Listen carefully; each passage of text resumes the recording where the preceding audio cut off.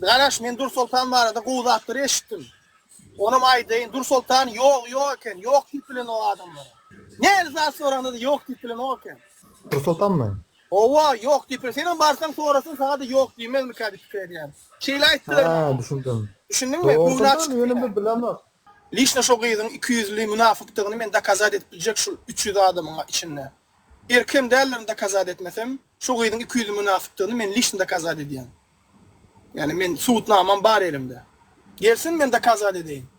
Bana Dur Sultan gel lan sen çağır, sen münafıkdyň şulardyň içinde dakazat etjek. Значит, sen aýdyan gepden dogurduragam, şoň üçin gelmendir. Dogry gepden näme diýär? Dogry gep janyňa bat diýär şoda.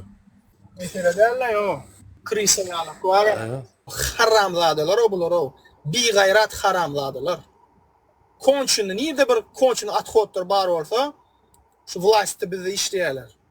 Zulüm etýärler, haramzadylar. Bir zadyň eýe çykyp bilen ok gelip maňa bir töhmet atýanmy? Gurlasam berwet gurlaýan bar. Sen birinji öz zadyň eýe çyk. Gelip maňa zady diýenin çeň. O senin şahsy zadyňdyr, isleýäniňe berersiň, islemeýäniňe bermersiň.